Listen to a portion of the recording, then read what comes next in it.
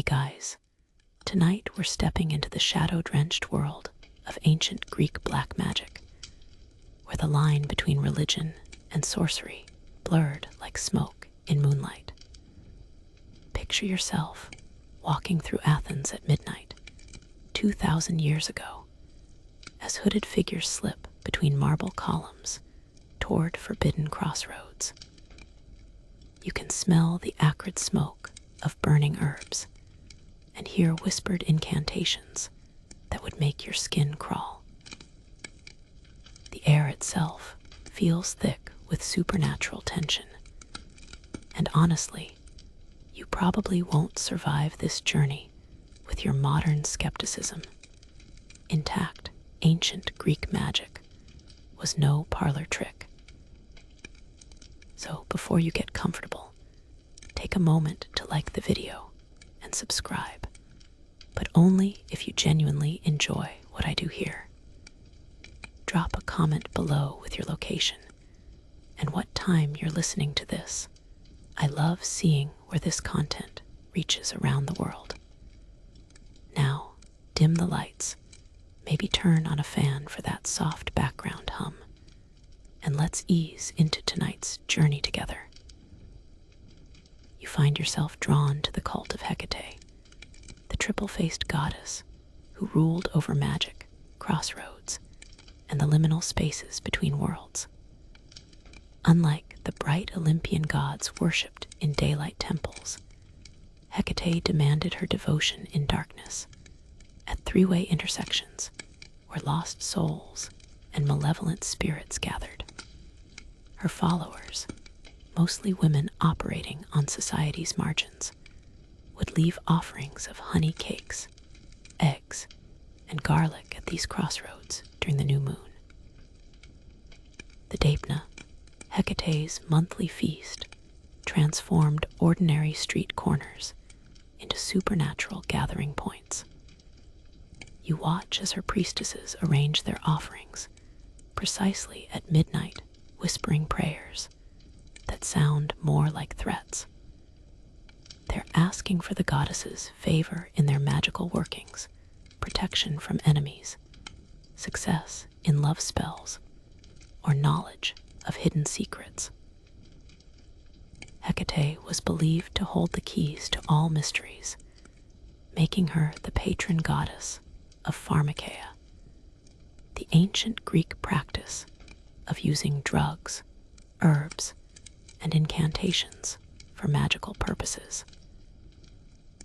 Historians still argue whether Hecate worship represented genuine religious devotion or elaborate theatrical performance designed to intimidate rivals. Archaeological evidence from places like Aegina shows elaborate underground chambers where her mysteries were celebrated, complete with painted murals depicting the goddess in her various forms. One particularly fascinating discovery revealed a cache of magical implements, including bronze daggers, inscribed with her sacred symbols, and clay vessels containing residues of psychoactive plants. The goddess herself was depicted as holding torches, keys, and daggers, tools of illumination, access, and sacrifice. Her triple form represented her dominion over earth, sea, and sky, but also past, present, and future. You realize that calling upon Hecate wasn't just about casting spells. It was about accessing forbidden knowledge that existed outside normal human understanding. Her devotees believed she could reveal the location of buried treasure, expose hidden enemies, and even grant the power to transform into animals. Modern practitioners sometimes romanticize these ancient rites, but you're experiencing the genuine article, complete with the very real social dangers of being caught. Association with Hecate's darker aspects could lead to accusations of practicing harmful magic, which carried severe legal penalties in many Greek city-states. Yet her worship persisted throughout the classical period, suggesting that even rational Greeks recognized forces beyond their philosophical understanding. Your nocturnal education continues as you witness the creation of Katatsmoi, binding curse tablets that represented ancient Greece's most documented magical practice. The process begins in a potter's workshop, where thin sheets of lead are prepared, though sometimes bronze or even precious metals serve the purpose.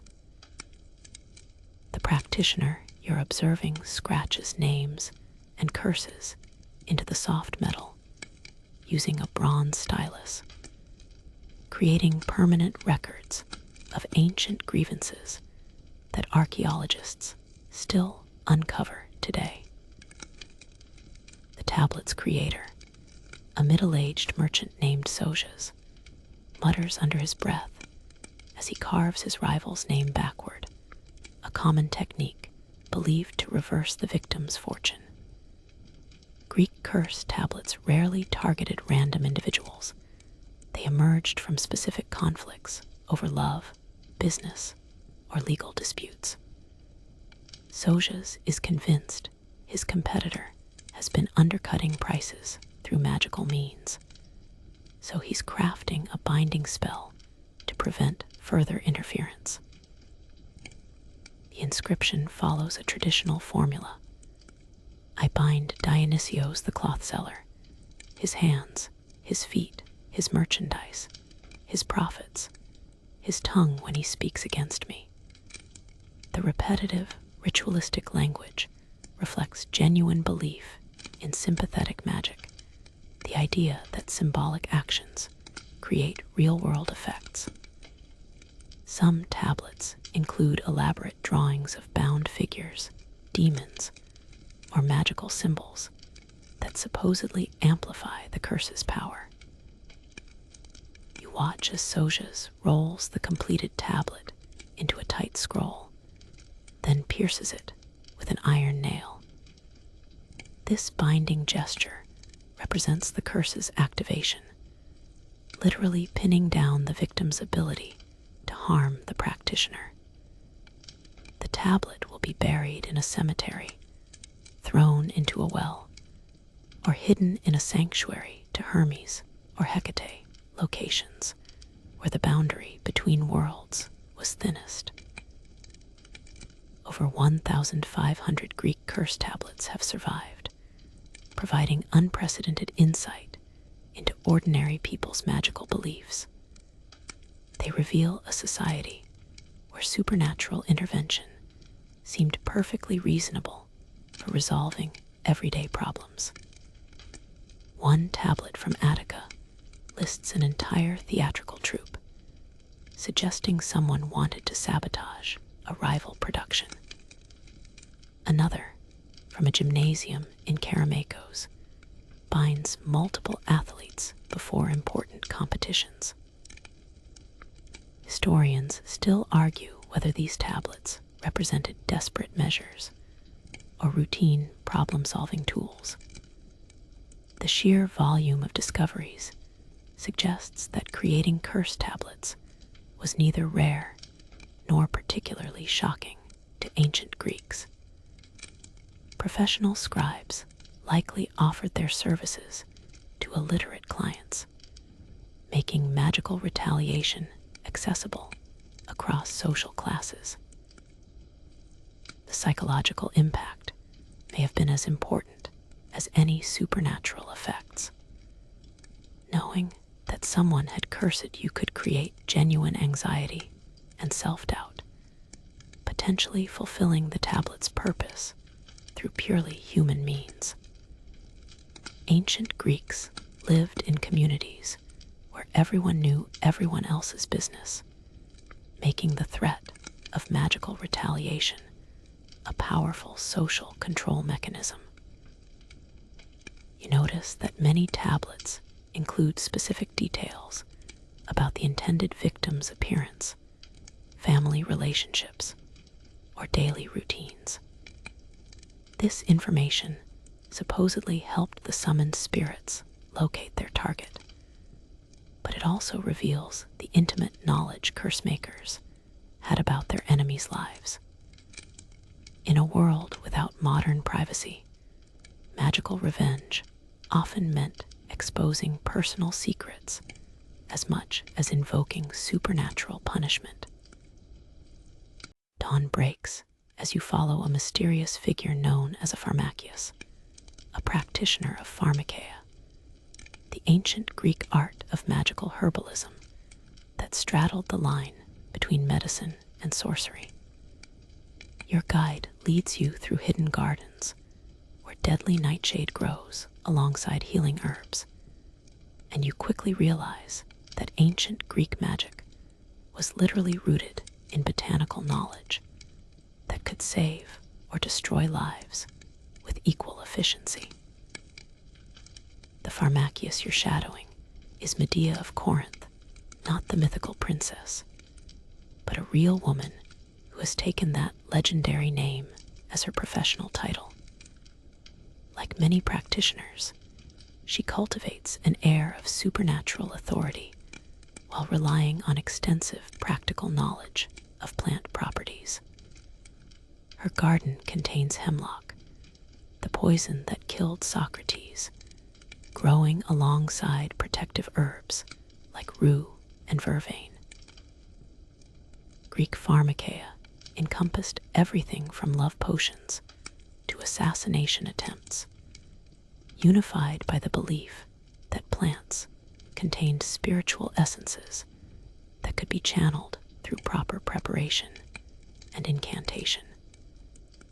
Medea shows you how to identify aconite by its distinctive wolfsbane flowers, warning that even handling the roots requires gloves made from lamb's leather.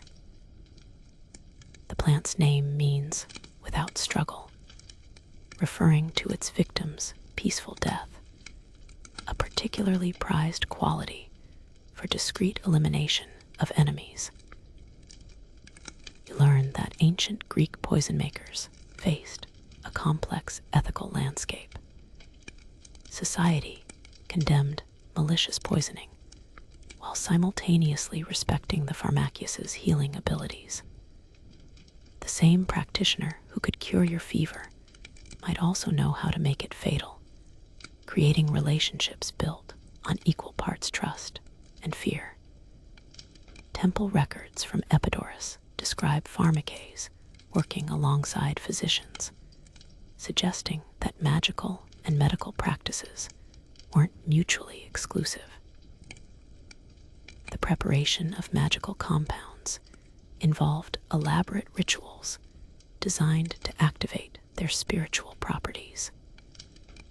Medea demonstrates by brewing a love potion from vervain gathered at dawn, adding drops of her own blood while reciting invocations to Aphrodite. The resulting mixture will supposedly make any man fall desperately in love with whoever administers it, though modern analysis suggests the herb's mild, psychoactive properties might have produced subtle mood changes that believers interpreted as magical effects. Historians still argue whether ancient Greek pharmakeia represented sophisticated chemistry or elaborate placebo effects. Archaeological evidence from healing sanctuaries reveals extensive knowledge of drug interactions and dosages, suggesting that successful practitioners possessed genuine medical expertise. However, the magical elements, timing harvests by lunar phases, adding bodily fluids, invoking specific deities, indicate beliefs that went far beyond empirical observation. The social position of pharmakeis remained precarious throughout the classical period. Their knowledge made them valuable allies and dangerous enemies, leading to complex relationships with both clients and authorities. Legal texts describe cases where pharmacies were prosecuted for harmful magic, while simultaneously being consulted by the same officials who condemned them. One particularly ironic case from 4th century Athens involved a pharmacius who was convicted of poisoning, then consulted from prison about antidotes for other poisoning cases. You realize that pharmakeia represented ancient Greece's attempt to systematize supernatural intervention, creating reproducible methods for achieving magical effects. Whether these methods actually worked mattered less than the social structures they created, networks of knowledge, power, and fear that shaped how people related to both nature and each other. The pharmacius's garden wasn't just a collection of plants. It was a living pharmacy where the boundaries between science and sorcery dissolved like morning mist. Your journey deepens as twilight returns, and you find yourself traveling to the most feared magical practice in ancient Greece, necromancy, the art of communicating with the dead. The river Acheron in northwestern Greece served as one of several entrances to Hades, where desperate souls sought forbidden knowledge from deceased spirits. You can feel the chill in the air as you approach the riverbank, knowing that what you're about to witness pushed the boundaries of even ancient Greek tolerance for supernatural practices. Necromantian, or Oracle of the Dead, operated from a massive underground complex carved into the hillside above the river. Your guide through this shadowy realm is Apollodorus, a professional necromancer whose services are sought by grieving families, ambitious merchants, and even military commanders seeking tactical advantages. The underground chambers recreate the journey to Hades, with winding passages that disorient visitors and prepare them psychologically for encounters with the deceased. Archaeological excavations have revealed the sophisticated engineering behind these death oracles. The complex included preparation chambers where clients underwent purification rituals, chambers where hallucinogenic substances were administered, and the central oracle room where spirits supposedly manifested. You notice iron bars embedded in the floor, designed to create echoing sounds that enhanced the supernatural atmosphere. The whole operation was carefully designed to produce convincing spiritual encounters through a combination of theater, chemistry, and psychology. Apollodorus explains that necromancy required extensive preparation by both practitioner and client. Visitors typically fasted for several days while consuming specific foods, beans, eggs, and honey cakes, believed to prepare the soul for communication with the dead. The necromancer would sacrifice black sheep or other dark-colored animals, using their blood to attract spirits and their entrails to divine the dead's messages. The actual necromantic ritual combined elements of religious ceremony, magical practice, and theatrical performance. You watch as Apollodorus draws complex symbols on the stone floor, using a mixture of ashes and blood, creating a temporary gateway between worlds. His incantations invoke Hecate as psychopomp, the guide who leads souls between life and death, while also addressing Hermes in his role as messenger between realms. Historians still argue whether ancient Greek necromancy represented genuine belief in communication with the dead or elaborate fraud designed to exploit grief and superstition. The archaeological evidence suggests something more complex, theatrical experiences that may have produced genuine psychological effects for participants. The combination of isolation, fasting, darkness, and possibly hallucinogenic substances could have induced altered states of consciousness that believers interpreted as spiritual contact. The social implications of necromancy extended far beyond individual consolation. Military commanders consulted the dead about battle strategies. Merchants sought information about deceased rivals' hidden assets, and families attempted to resolve inheritance disputes through spiritual intervention. One particularly famous case involved the Athenian general Pausanias, who allegedly consulted the dead about Persian troop movements during the Greco-Persian Wars.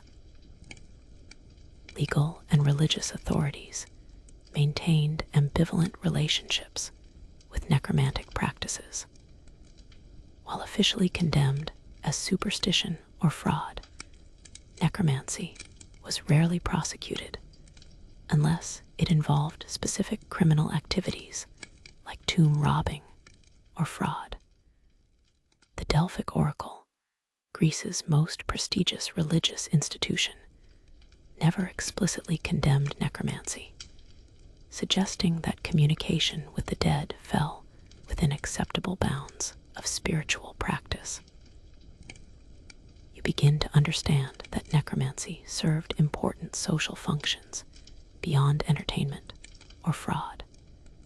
In a culture where ancestral wisdom was highly valued and death remained mysterious, these practices provided structured ways to process grief, make difficult decisions, and maintain connections with deceased loved ones. The necromancer's underground chambers offered sacred space where the living could safely encounter the dead without risking contamination from death's spiritual pollution. As midnight approaches, you delve into Gosha, the most dangerous and feared branch of ancient Greek magic. Unlike the relatively benign practices you've witnessed, Gosha involved summoning and commanding hostile spirits, demons, and vengeful ghosts to perform specific tasks. The word itself means howling, referring to the terrifying sounds these entities supposedly made when bound to a sorcerer's will. Your instructor in these dark arts is a professional Goz, a sorcerer whose reputation for supernatural power is matched only by the fear he inspires in ordinary citizens. Operating from a hidden chamber beneath his house, he maintains an arsenal of magical implements, including bronze mirrors for spirit communication, iron chains for binding demons, and human skulls arranged according to astrological principles. The room smells of sulfur and decaying herbs, creating an atmosphere that would make even skeptics nervous. The practice of Gosha required extensive preparation and carried genuine risks, not just legal prosecution, but the possibility that summoned spirits might turn against their summoner. Your Goz demonstrates the creation of a spirit trap using a bronze bowl filled with water, oil, and drops of human blood. The surface becomes a scrying mirror where demons can be observed and commanded, though looking too long supposedly risks madness or possession. Ancient Greek literature preserves numerous accounts of Godic practices, from Homer's description of Odysseus consulting the dead, to Plato's references to professional sorcerers who claimed to influence the gods themselves. The historian Pliny the Elder described Goes as practitioners who could bring down the moon, raise the dead, and command the winds, though he remained skeptical about their actual powers. You observe the summoning of a specific type of spirit called an alaster, a vengeful ghost created when someone died violently or unjustly. These entities were particularly prized for their ability to cause nightmares, diseases, and misfortune to designated victims. The summoning ritual requires detailed knowledge of the spirit's identity, circumstances of death, and personal grudges that keep it bound to the earthly realm. The Goes begins his invocation with a mixture of ancient Greek and incomprehensible syllables that scholars now recognize as voces magicae, magical words that supposedly held power regardless of their meaning. He draws complex geometric patterns on the floor while chanting names of forgotten deities and offering combinations of honey, wine, and animal blood. The theatrical elements serve to build psychological tension, while the practitioner searches for signs of spiritual presence. Historians still argue whether ancient Greek Gosha represented genuine belief in demonic forces or sophisticated psychological manipulation. The documented cases suggest that successful Goes possessed extensive knowledge of their clients' enemies, local politics, and social tensions. They may have achieved their results through networks of informants and carefully timed interventions rather than supernatural assistance. The social position of professional sorcerers remained precarious throughout the classical period. While their services were secretly sought by wealthy and powerful clients, Goes were often prosecuted during periods of social instability when authorities needed scapegoats for unexplained misfortunes. The philosopher Apuleius was famously tried for practicing magic, though he successfully defended himself by arguing that his activities were purely philosophical rather than supernatural. You realize that Gosha served as ancient Greece's equivalent of modern psychological warfare, a means of terrorizing enemies and asserting dominance through fear of supernatural retaliation.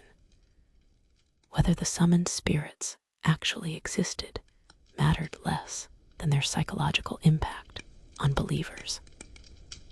In a world where unexplained events were routinely attributed to supernatural causes, the reputation for commanding demons provided significant social power. The practice also reveals ancient Greek attitudes toward the boundary between religion and magic. While mainstream religious practices involved asking gods for favor, Gosha claimed to command spiritual forces through superior knowledge and technique.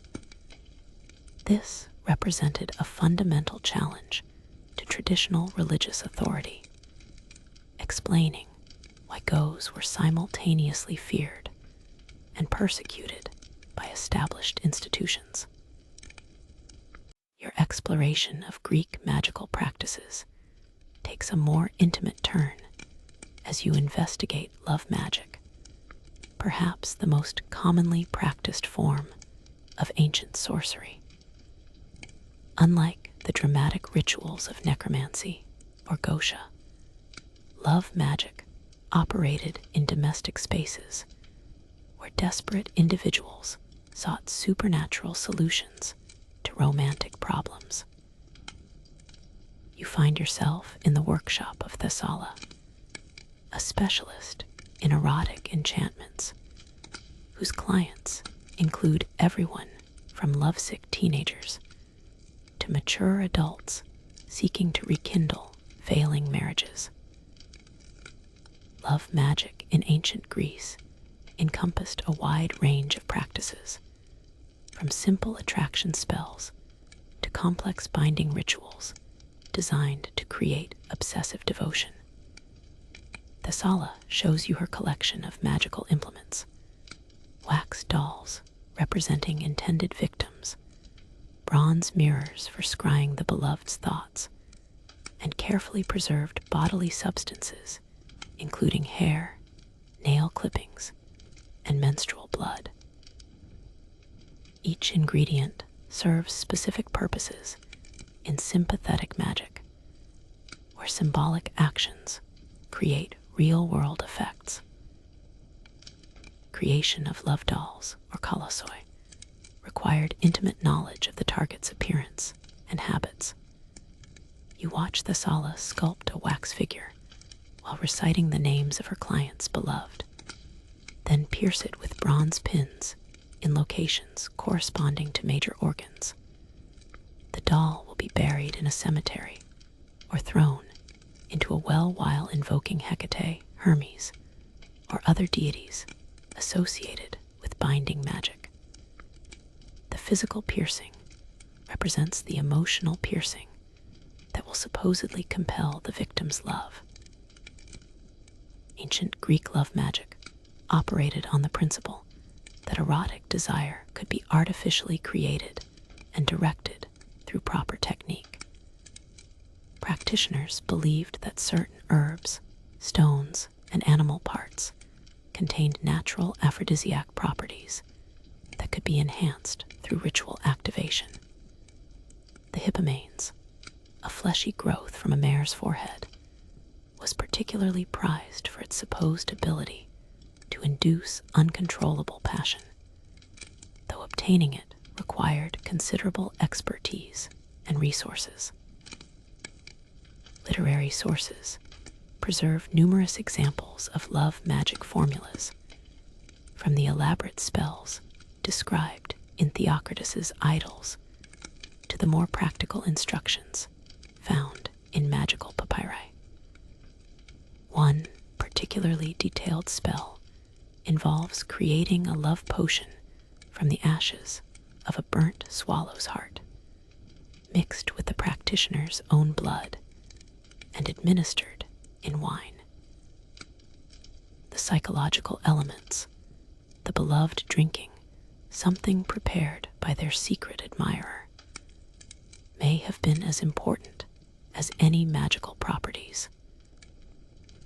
Historians still argue whether ancient Greek love magic represented genuine supernatural practice or sophisticated psychological manipulation. The documented cases suggest that successful practitioners understood human psychology well enough to create conditions where their magic appeared to work. They often provided clients with detailed instructions for approaching their intended targets, combining magical ritual with practical romantic advice. The social implications of love magic extended far beyond individual romantic desires. In a culture where marriage was primarily an economic and political arrangement, love magic offered a way to introduce genuine affection into relationships based on practical considerations. Some spells were designed to create mutual attraction between arranged marriage partners, while others aimed to prevent infidelity or restore harmony to troubled unions. Legal authorities maintained complex attitudes toward love magic throughout the classical period, while binding spells that coerced unwilling victims were sometimes prosecuted as harmful magic. Consensual love magic that enhanced natural attraction was generally tolerated. The distinction often depended on social class. Wealthy citizens could afford to pursue legal remedies for magical interference, while common people relied on countermagic for protection. You begin to understand that love magic served as ancient Greece's attempt to democratize romantic relationships. In a society where physical attraction, emotional compatibility, and sexual satisfaction were often subordinated to economic considerations, magical practices offered hope that personal desires might triumph over social constraints. The Love Magician's Workshop became a space where individual agency could assert itself against traditional authority. The persistence of love magic throughout the classical period suggests that it fulfilled genuine social needs despite official disapproval.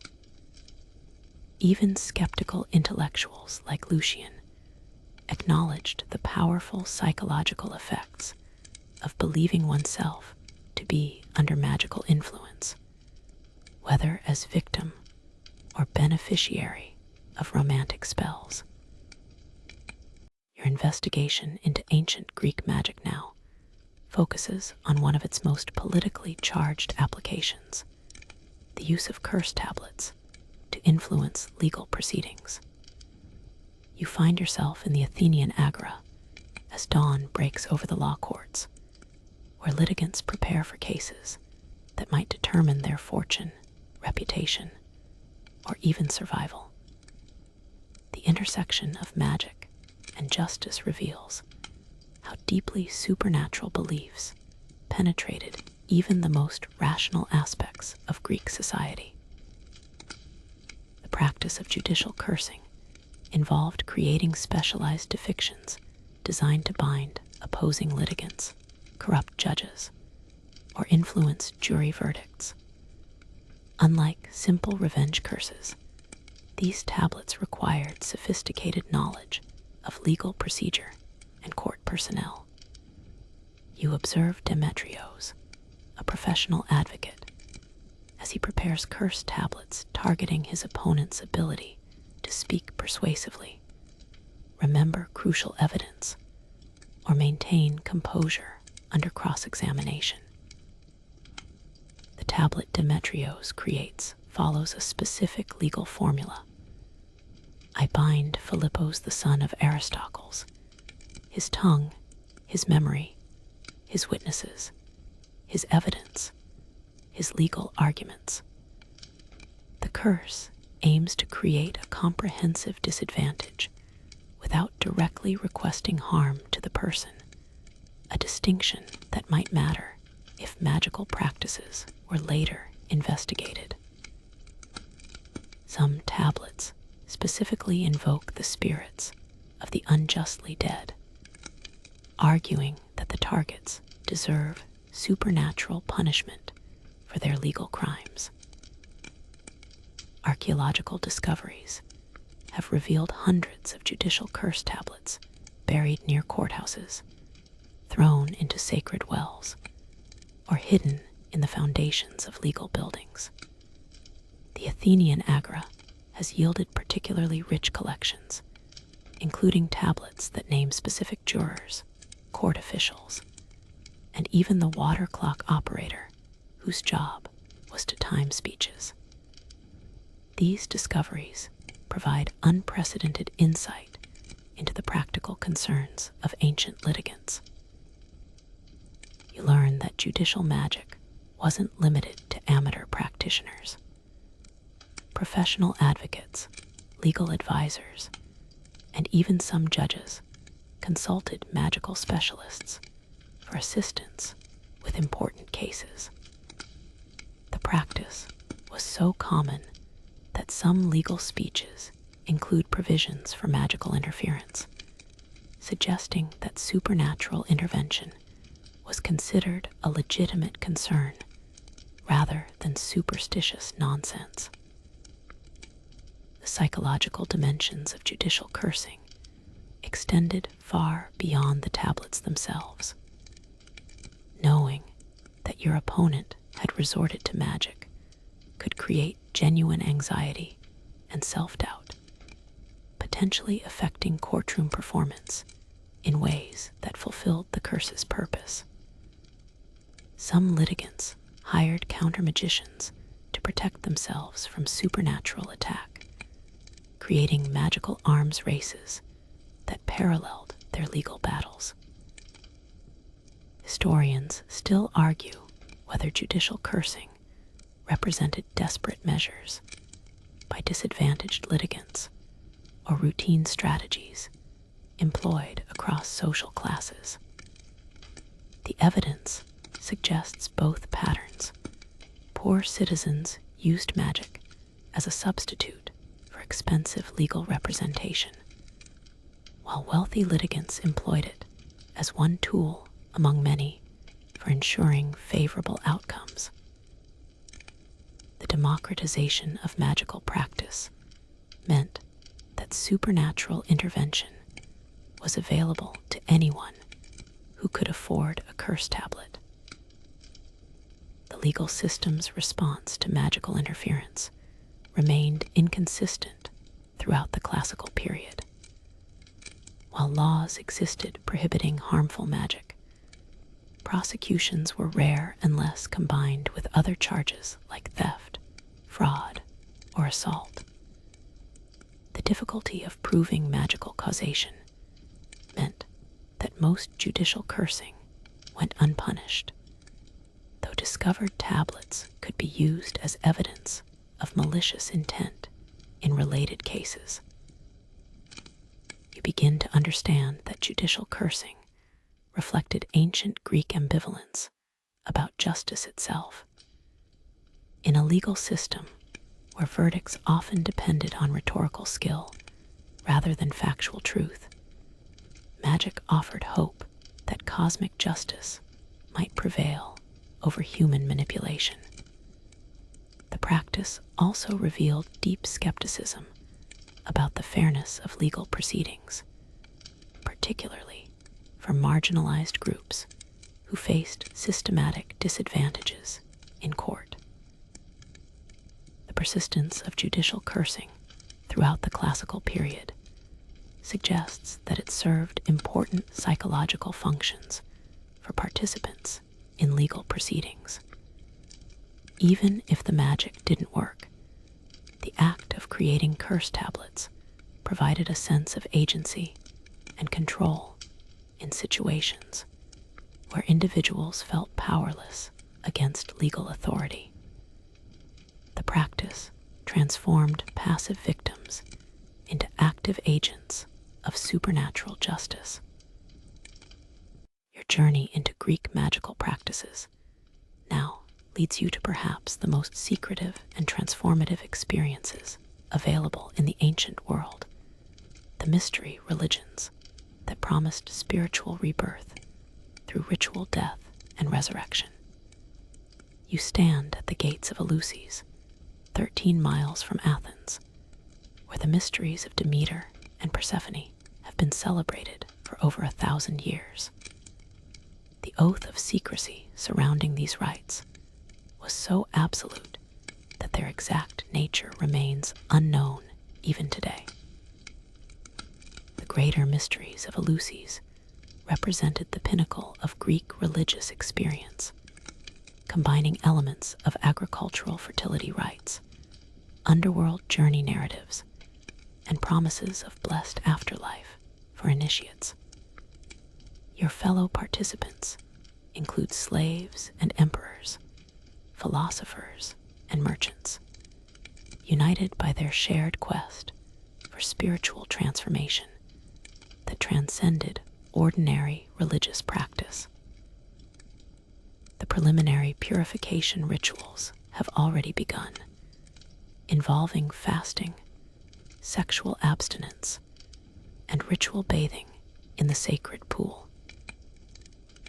What makes mystery religions relevant to our exploration of Greek magic is their systematic use of techniques that mainstream society associated with harmful sorcery, hallucinogenic substances, trance states, symbolic death and rebirth, and direct communication with underworld deities. The difference lay in institutional authority and social acceptance. What was condemned as gosha, when practiced privately, became divine revelation when conducted under official religious auspices.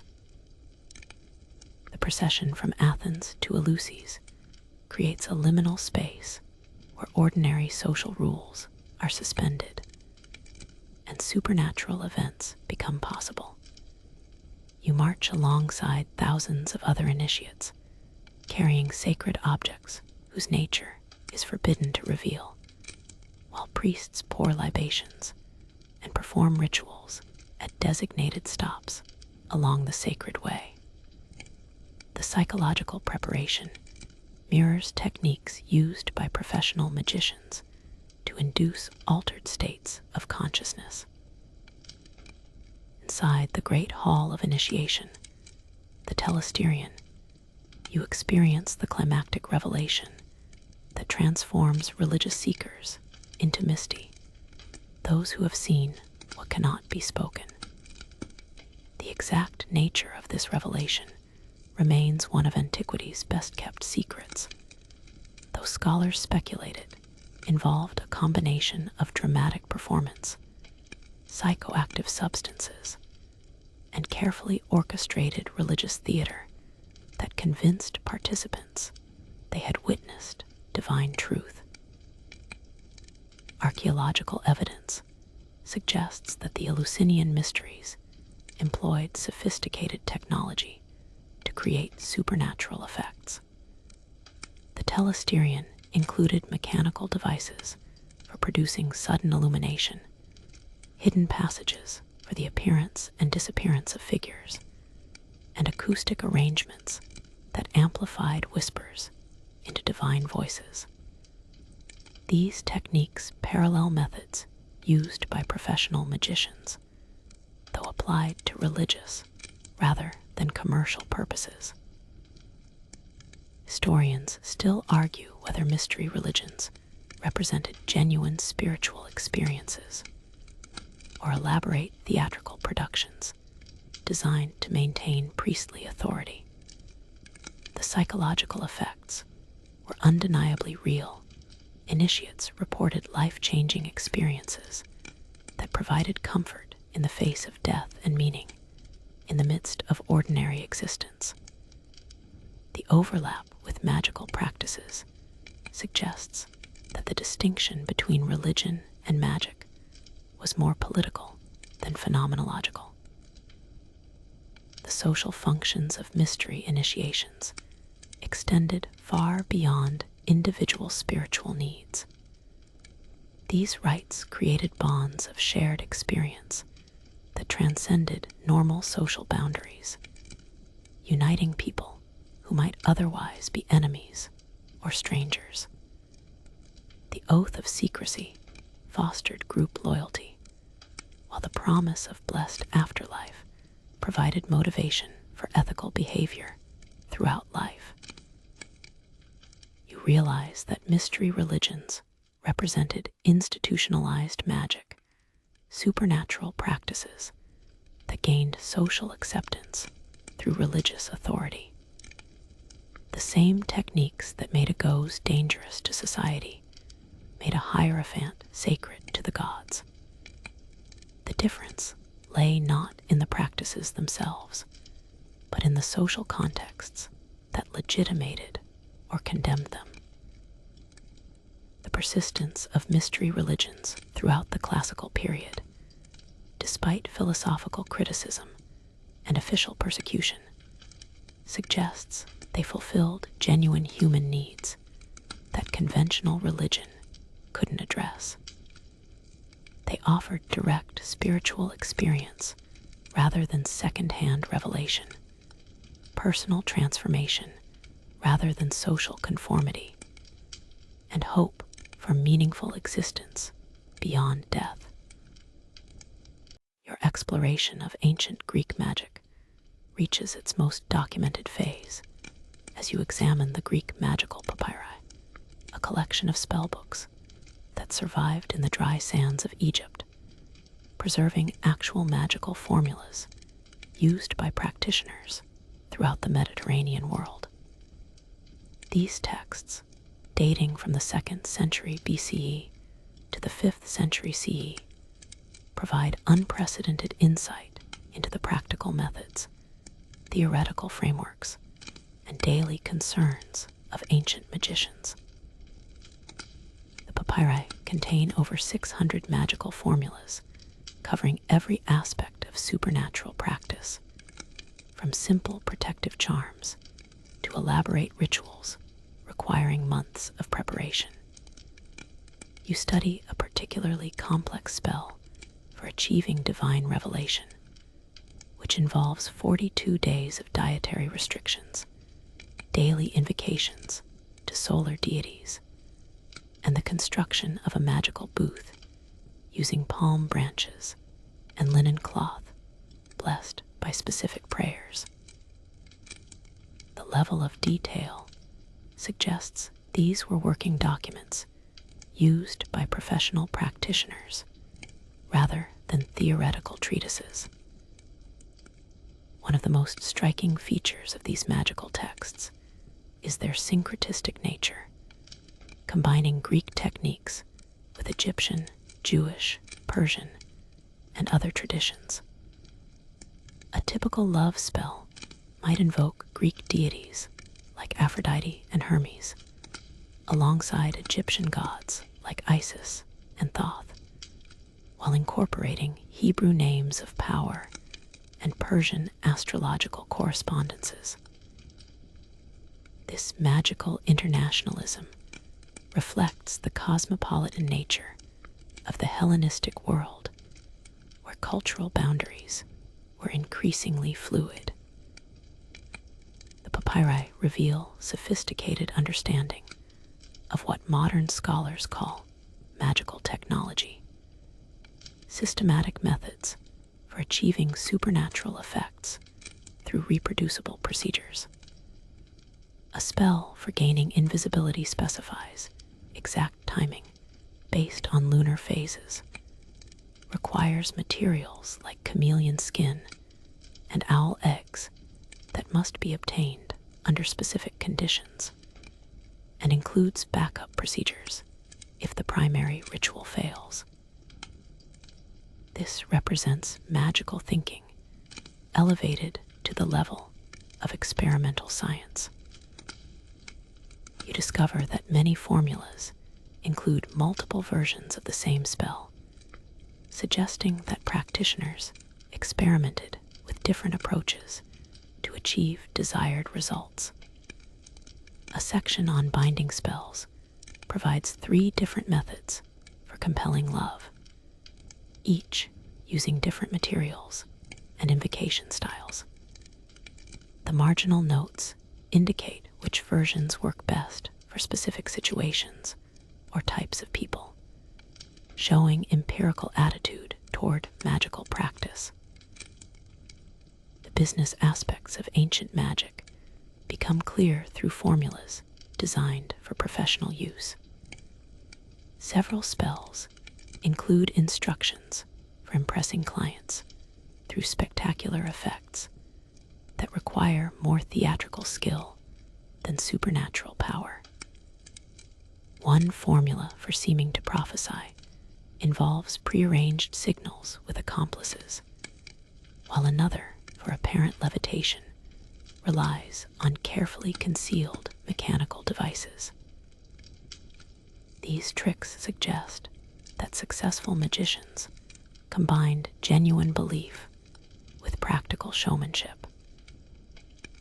Historians still argue whether the magical papyri represent authentic religious practices or commercial fraud designed to exploit superstition. The evidence points to something more complex: practitioners who genuinely believed in magical efficacy while simultaneously understanding the psychological and social factors that made their work successful. The spells often include prayers that suggest sincere religious devotion, alongside techniques that suggest sophisticated understanding of human psychology. The papyri also preserve examples of protective magic designed to counter harmful spells, revealing the extent to which magical practice had become arms race between competing practitioners. Counter-curse formulas include methods for identifying the source of magical attacks, reversing binding spells, and protecting clients from future supernatural interference. This suggests that belief in magical efficacy was widespread enough to support entire industries of magical defense. You begin to understand that the magical papyri represent ancient attempts to systematize supernatural practice, creating reproducible methods for accessing divine power. Whether these methods actually worked mattered less than their psychological and social effects. The detailed instructions provided structure for spiritual experience, while the elaborate procedures created opportunities for personal transformation through sustained ritual practice.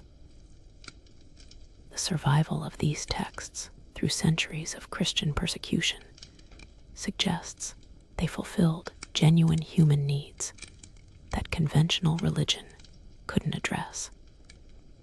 They offered direct access to divine power rather than mediated priestly authority, personal agency rather than passive acceptance of fate, and practical solutions to everyday problems that official institutions couldn't solve. Your investigation into ancient Greek magic now confronts its darker social consequences as you witness the persecution of suspected practitioners during periods of political instability. The same supernatural beliefs that empowered individuals to seek magical solutions to their problems also created climates of fear where accusations of harmful magic could destroy lives and communities. You find yourself in 4th century Athens during a wave of prosecutions that reveals how deeply magical thinking had penetrated Greek society. The trial of Theoris of Lemnos represents one of the most famous cases of magical persecution in classical antiquity. Accused of practicing harmful pharmakeia, conducting illegal religious rites, and corrupting the youth of Athens, Theoris faced charges that could result in execution. The prosecution argued that her magical practices threatened public safety and religious order, while the defense maintained that she was merely a traditional healer whose methods were sanctioned by ancient custom. You observe how accusations of magic often served as weapons in political and personal conflicts that had little to do with supernatural practice. Theoris's real offense may have been her influence over wealthy Athenian women, her foreign origins, or her independence from male authority. Magic charges provided convenient pretexts for removing inconvenient individuals while avoiding direct confrontation over social or political issues. The legal framework for prosecuting magical practices remained deliberately vague throughout the classical period. Laws against harmful magic, kakotechnia, prohibited activities that damaged others through supernatural means, but defining what constituted magical harm versus natural misfortune often proved impossible. Prosecutors relied on circumstantial evidence, witness testimony about strange behavior, and the discovery of magical implements to build their cases.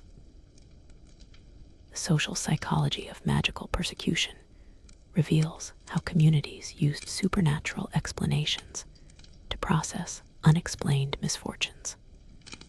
When crops failed, children died mysteriously, or political leaders made unpopular decisions, accusations of magical interference provided simple explanations for complex problems.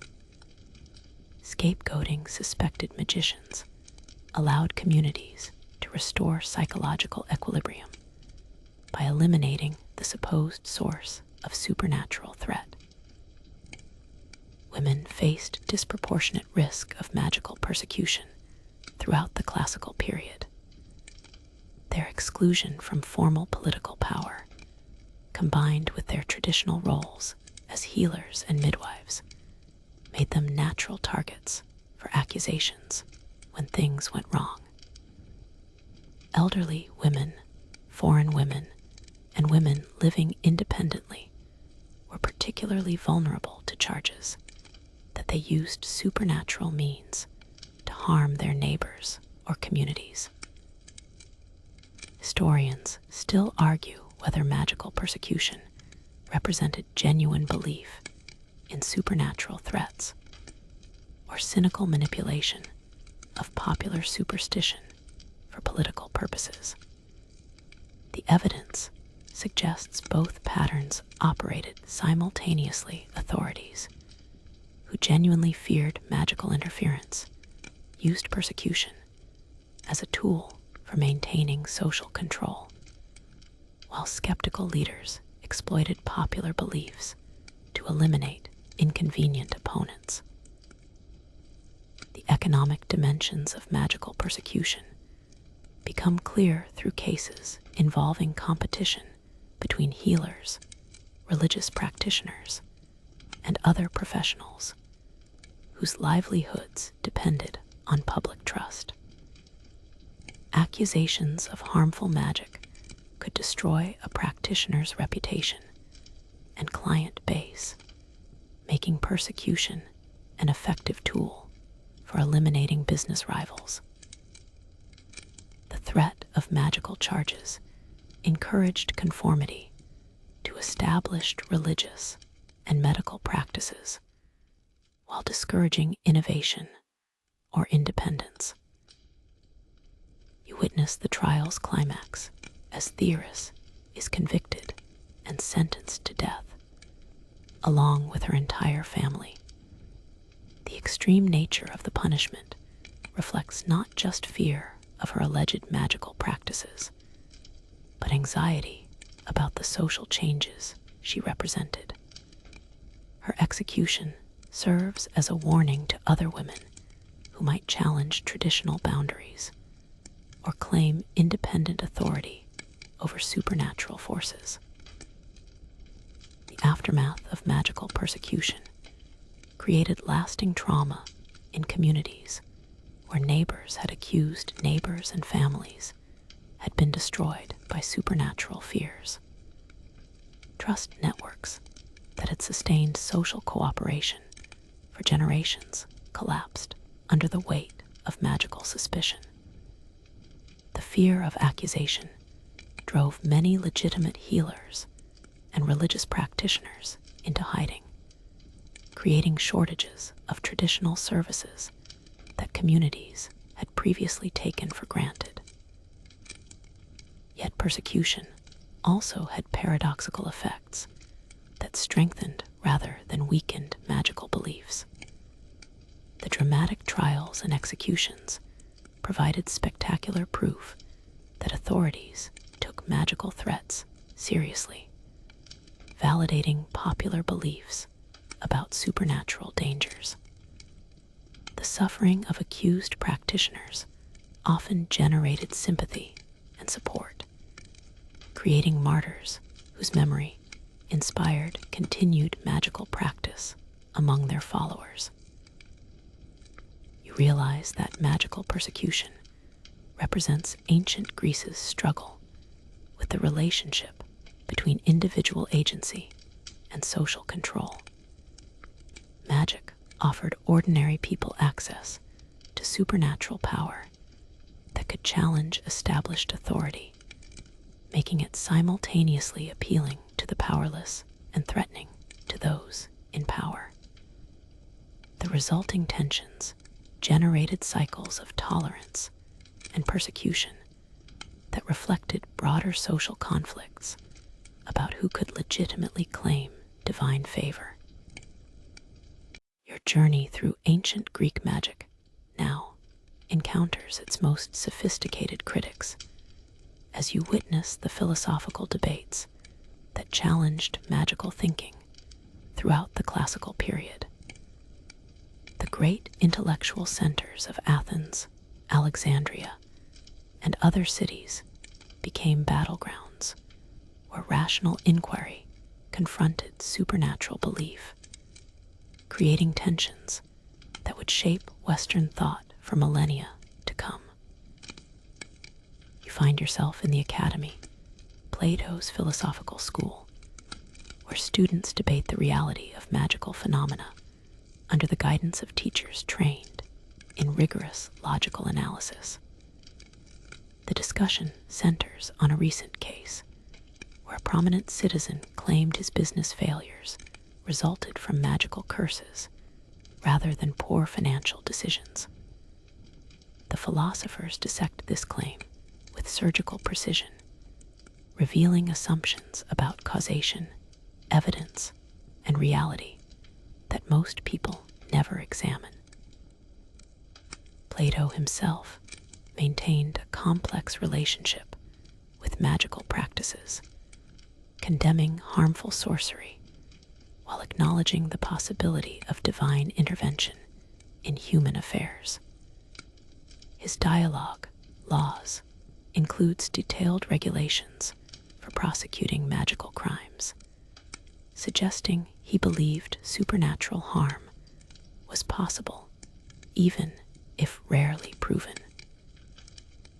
However, his emphasis on rational inquiry and philosophical wisdom as paths to truth created intellectual frameworks that challenged magical thinking at its foundations.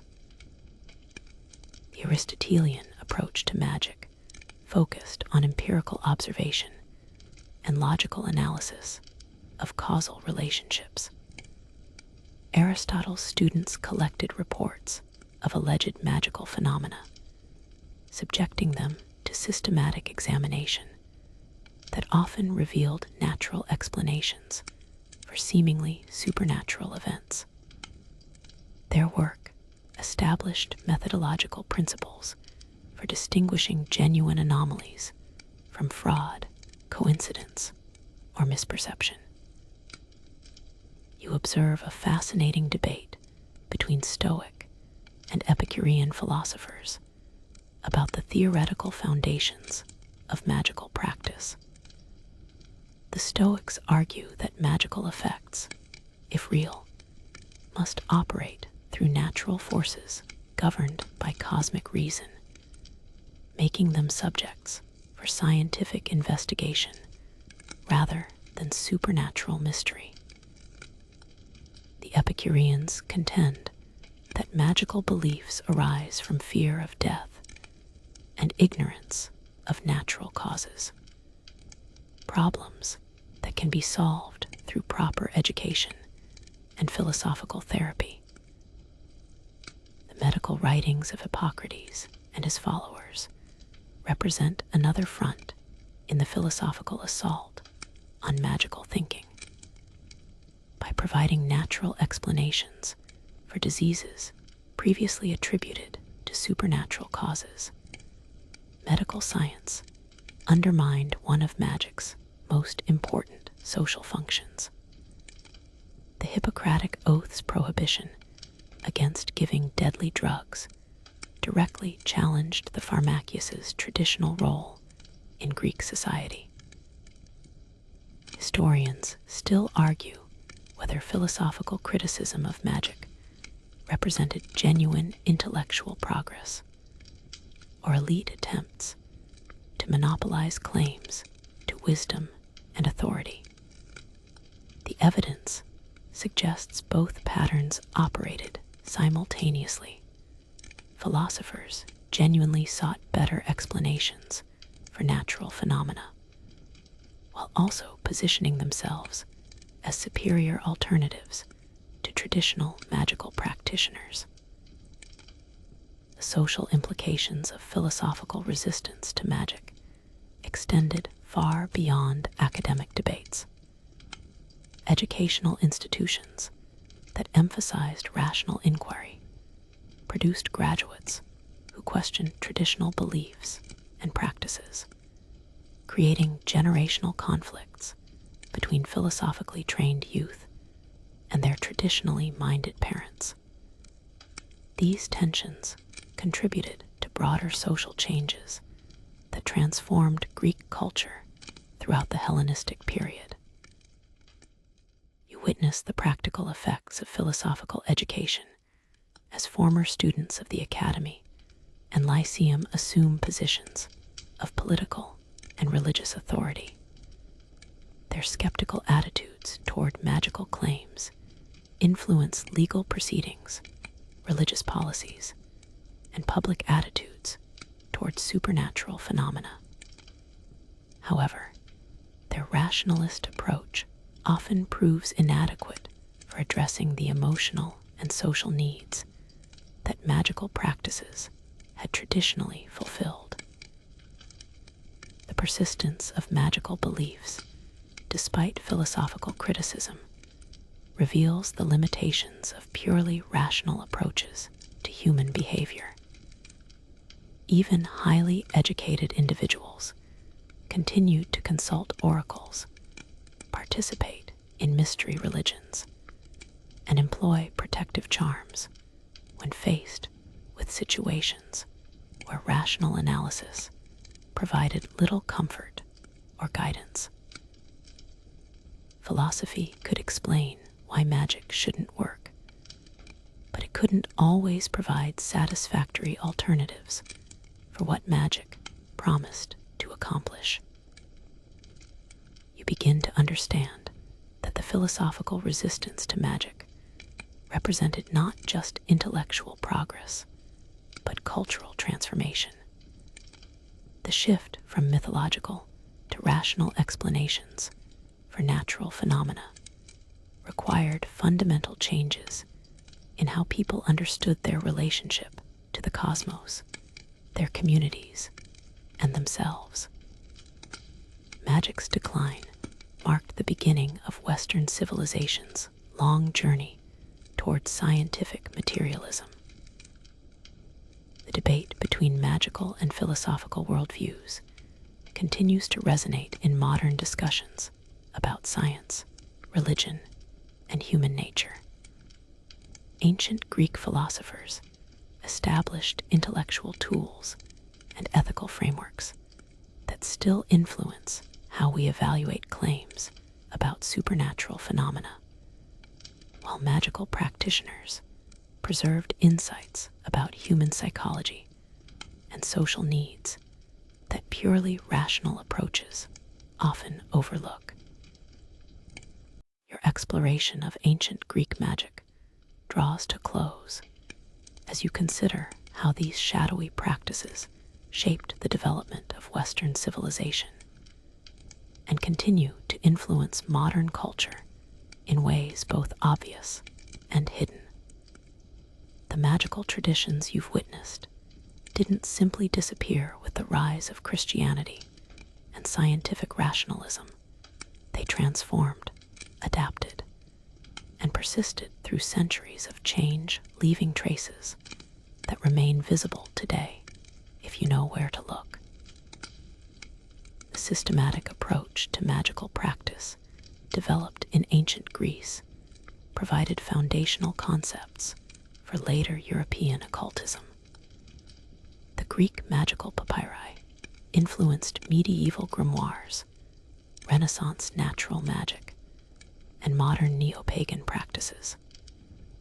Terms like Gosha, Pharmakeia, and necromancy entered other languages largely unchanged, carrying their ancient associations into contemporary discussions of supernatural phenomena. When modern practitioners perform Hecate devotions or create binding spells, they're continuing traditions that stretch back over 2 millennia. The philosophical debates that challenged magical thinking in ancient Greece established intellectual frameworks that still guide scientific inquiry today. The demand for empirical evidence, logical consistency, and natural explanations for observed phenomena, principles developed by Aristotle and his successors, became cornerstones of the scientific method. Even modern skepticism about paranormal claims reflects arguments first articulated by ancient Greek philosophers who questioned the reality of magical phenomena. You realize that the tension between magical and rational worldviews, so prominent in ancient Greece, remains a defining characteristic of modern culture. Contemporary debates about alternative medicine, psychic phenomena, and religious miracles echo ancient discussions about pharmakeia, divination, and divine intervention. The same psychological needs that drove ancient Greeks to consult oracles and purchase curse tablets motivate modern people to visit psychics and practice various forms of New Age spirituality. The social functions of ancient Greek magic also persist in modified forms throughout modern society. The curse tablets of antiquity have evolved into online harassment and cancel culture, while love magic has transformed into dating apps and relationship counseling. The necromantic oracles of ancient Greece find their contemporary equivalents in mediums, channelers, and grief counselors who help people process loss and maintain connections with deceased loved ones. Archaeological discoveries continue to expand our understanding of ancient Greek magical practices, revealing the extent to which supernatural beliefs permeated daily life in the classical world. Recent excavations have uncovered previously unknown curse tablets, magical implements, and ritual sites that challenge scholarly assumptions about the relationship between religion and magic in ancient society. These findings suggest that magical practice was far more common and socially accepted than earlier historians believed. The academic study of ancient magic has also evolved significantly, moving from dismissive treatments that characterized magical beliefs as primitive superstition to more nuanced approaches that recognize magic as a complex cultural system with its own internal logic and social functions. Modern scholars examine magical practices as windows into ancient psychology, sociology, and religious experience, rather than simply cataloging bizarre beliefs and practices. Historians still argue whether the decline of magical thinking represents genuine progress or cultural loss. The rationalist worldview that replaced magical explanations brought tremendous advances in medicine, technology, and scientific understanding. However, it also eliminated traditional sources of meaning, community, and personal agency that magical practices had provided for millennia. The modern crisis of meaning that drives people to seek alternative spiritualities may reflect, in part, the inadequacy of purely rational approaches to human existence. As your journey through the shadows of ancient Greece draws to its end, you find yourself walking back along moonlit paths where hooded figures once performed their midnight rites. The marble columns stand silent now, their carved surfaces weathered by time and weather. But the human needs that once drove desperate souls to seek supernatural solutions remain as urgent today as they were 2,000 years ago. The gentle sound of night wind through olive trees provides a natural rhythm for contemplation as you process everything you've witnessed. Ancient Greek magic reveals itself not as a collection of bizarre superstitions, but as humanity's attempt to assert agency in the face of uncertainty, to find meaning in suffering, and to maintain hope when rational analysis offers little comfort. The practices you've observed, binding curses, love spells, spirit summoning, and divine revelation, represent technological approaches to problems that remain fundamentally unsolved by modern civilization. How do we cope with loss? How do we find love? How do we deal with enemies? How do we discover our purpose? The ancient Greeks sought supernatural solutions to these eternal questions, while we employ psychology, pharmaceuticals, legal systems, and self-help literature to address the same underlying needs.